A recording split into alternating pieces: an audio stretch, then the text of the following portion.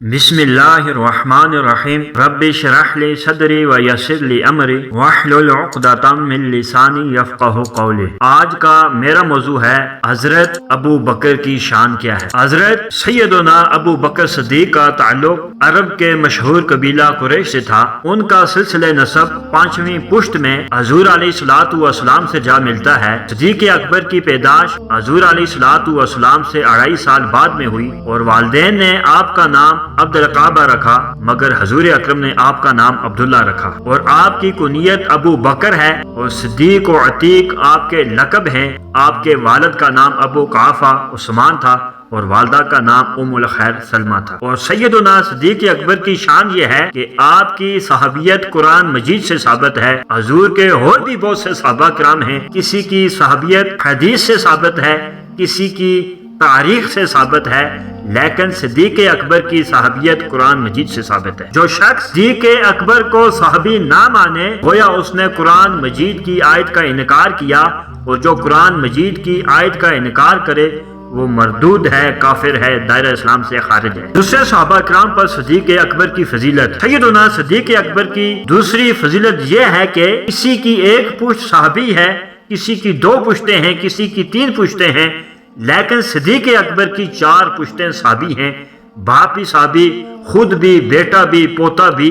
अगर किसी के घर एक हाफिज हो जाए या आलिम हो जाए या शहीद हो जाए तो सारे खानदान की बख्शिश हो जाती है। तो जिसकी 4 पुश्तें साहबी हों उसकी शान का अंदाजा कौन कर सकता है। तो तीसरी फजीलत सैयदना सिद्दीक अकबर की यह है कि अल्लाह ताला के प्यारे नबी अलैहिस्सलातु वस्सलाम ने फरमाया, जिस किसी ने मुझ पर एहसान किया मैंने उसके एहसान का बदला इस दुनिया में दे दिया, लेकिन सिद्दीक अकबर के एहसान का बदला दुनिया में नहीं दे सका, उसका बदला क़यामत के दिन अल्लाह ताला देगा। चौथी फजीलत यह है, अल्लाह ताला के प्यारे नबी अलैहिस्सलातु वस्सलाम ने इरशाद फरमाया कि है साहबा तुम आगे पीछे देख लिया करो, अगर सिद्दीक अकबर पीछे हों तो उनको आगे कर दिया करो। एक मरतबा सिद्दीक अकबर रजी अल्लाह तआला अन्हु बाजार से सौदा खरीदने के लिए जा रहे थे, तो आपके आगे एक बदरी साहबी जो बूढ़ा था वो जा रहा था, सिद्दीक अकबर उसके पीछे हैं। तो बदरी साहबी की ये शान है कि उसके तमाम गुनाह माफ हो चुके हैं, वो जन्नती है। दूसरे साहबा पर उसे ये फजीलत है,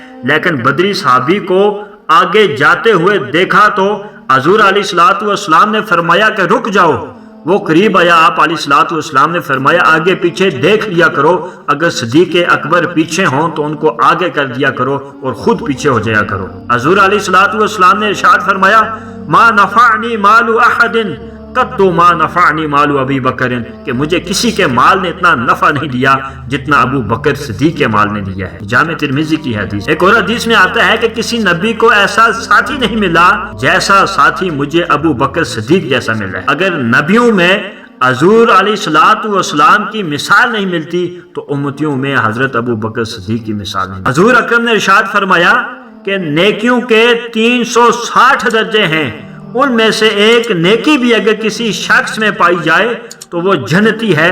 हजरत सिद्दीक अकबर ने अर्ज की, आका उनमें से कोई नेकी मुझ में भी पाई जाती है तो आजकल लोग एक नेकी कर लें तो अपने आप को जन्नती कहते हैं, चाहे उनका पूरा पूरा दिन सहमा में गुजरता हो, बेहयाई में गुजरता हो, जिनाकारी में गुजरता हो, सहाबा पे बक बक करने में गुजरता हो, या कोई और बेहयाई फैलाने में, गलत काम करने में गुजरता हो, एक नेकी वो कर लें तो अपने आप को जन्नती तस्लीम करते हैं, अपने आप को वो जन्नती कहते हैं। लेकिन देखो कि अबू बकर सिद्दीक ने अर्ज की, या रसूलल्लाह मुझ में भी उनमें से कोई नेकी पाई जाती है। आका ने फरमाया, अबू बकर मैंने नेकियों के 360 दर्जों को देखा है और तेरी नेकियों को देखा है और दोनों का तकाबुल किया है, मालूम होता है वो नेकी ही नहीं जो तुझ में ना पाई जाए अबू बकर। हजूर अलैहिस्सलातु वस्सलाम एक मर्तबा जन्नत के दरवाजों का जिक्र फरमा रहे थे और फरमाया कि नमाजी बाबु सलात से जन्नत में दाखिल होगा, रोजेदार बाबु रेहान से दाखिल होगा, मुजाहिद बाबुल जिहाद से होगा, इन सब का बता रहे थे। तो सिद्दीक अकबर ने अर्ज किया, हजूर कोई ऐसा शख्स भी है जो इन तमाम दरवाजों से गुजर कर जन्नत में जाएगा? बुखारी शरीफ की हदीस है। तो बाद लोग कहते हैं कि हजूर अलैहिस्सलातु वस्सलाम को इल्मे गैब नहीं। देखो अबू बकर सिद्दीक का क्या अकीदा है قیامت میں حساب و کتاب کے بعد جنت میں داخلے کی بات پوچھ رہے ہیں، یعنی ابھی حساب و کتاب باقی ہے، قیامت باقی ہے۔ صدیق اکبر سوال پوچھ رہے ہیں، حضور نے یہ نہیں فرمایا کہ مجھے کیا پتا، مجھے علم نہیں ہے۔ یعنی صدیق اکبر کا جو عقیدہ ہے وہی عقیدہ حضرت فاروق اعظم کا ہے، وہی عقیدہ حضرت عثمان غنی کا ہے، اور وہی عقیدہ حضرت علی المرتضیٰ شیر خدا کا ہے، اور وہی عقیدہ حضرت عبد القادر جیلانی کا ہے، وہی عقیدہ حضرت علی اجویری کا ہے، وہی عقیدہ حضرت بابا فرید الدین گنجے شکر کا ہے۔ ولی حضور کے غلام ہیں، اگر ولی کی نگاہ لوح محفوظ پر پڑتی ہے تو نبی کی نگاہ عرش معلیٰ پر پڑتی ہے۔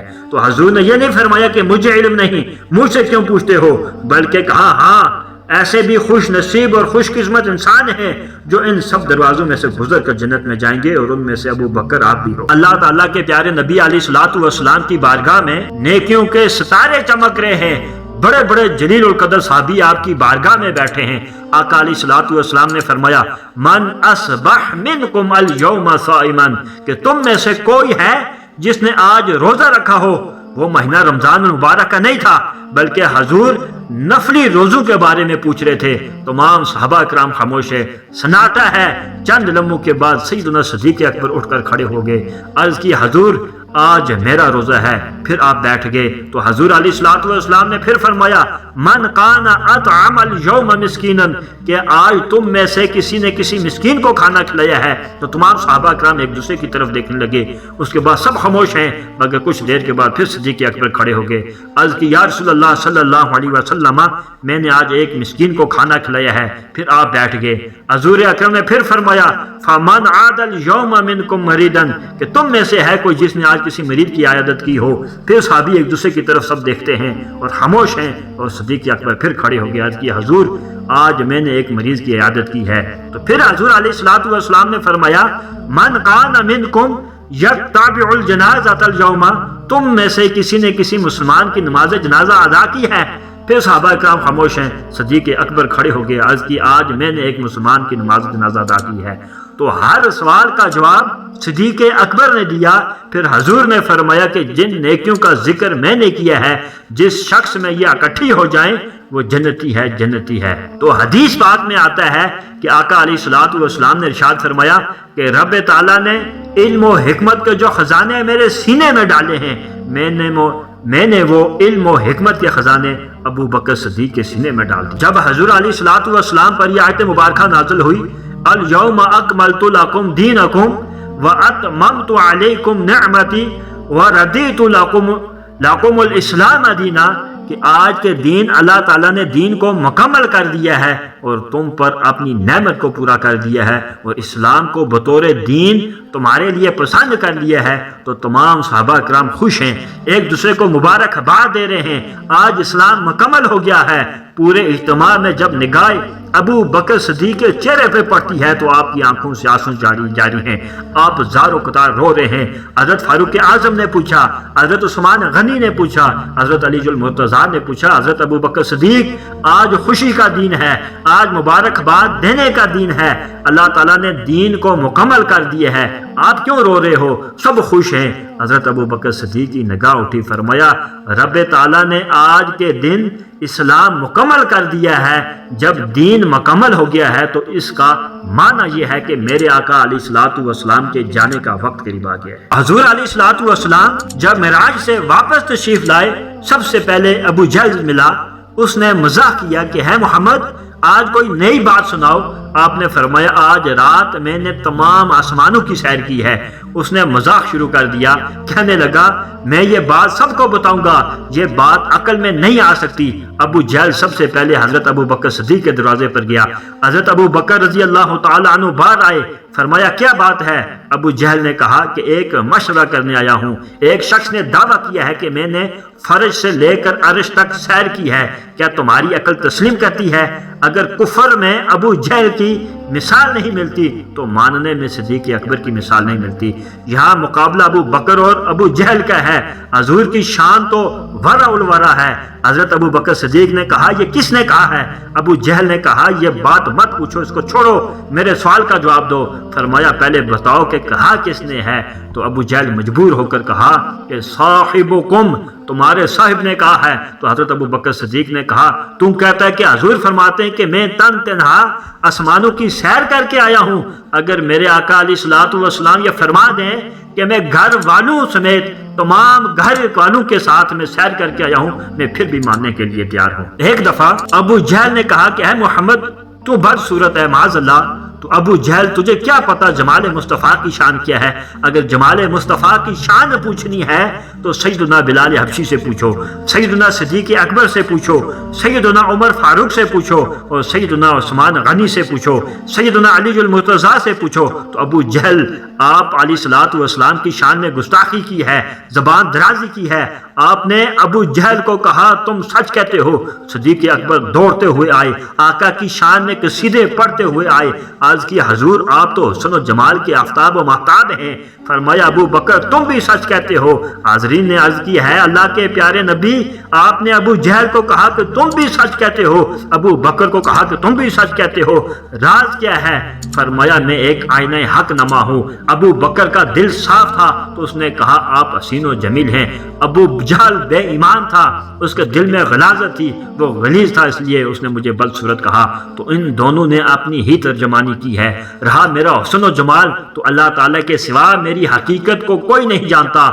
قرآن پاک کی بے شمار آیات اور حدیث مبارکہ صدیق اکبر کی فضیلت میں موجود ہیں۔ تاریخ الخلفاء میں موجود ہے کہ ایک مرتبہ حضرت جبرائیل حضور کی بارگاہ میں حاضر ہوئے۔ آپ نے فرمایا جبرائیل آج میں تیرے منہ سے صحابہ کرام کی شان سننا چاہتا ہوں۔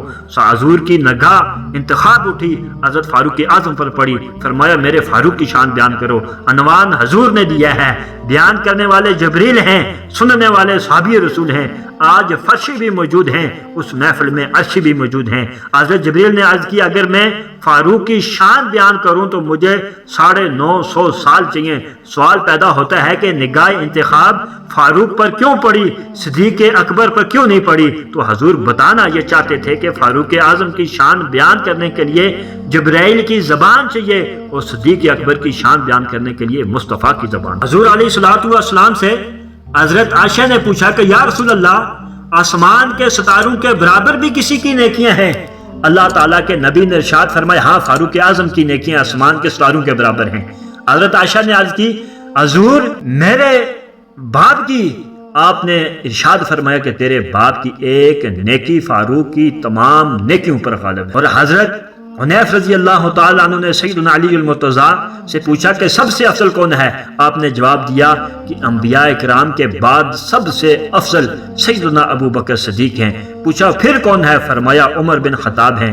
پوچھا پھر کون ہے؟ فرمایا عثمان بن عفان ہیں۔ پوچھا پھر کون ہے؟ فرمایا اللہ کے بندوں میں سے ایک نے۔ آج صحابہ کرام کے گھروں کے دروازے مسجد نبی کے سین میں کھلتے تھے نماز کی آسانی کے لیے، تاکہ نماز کے لیے جلد مسجد میں پہنچ جائیں۔ وصال کے قریب آقا دو جہاں صلی اللہ علیہ وسلم نے تمام صحابہ کرام کے دروازے بند کرا دیے، سوائے ابو بکر کے۔ معلوم ہوا کہ خلافت کے زیادہ حقدار ابو بکر ہیں۔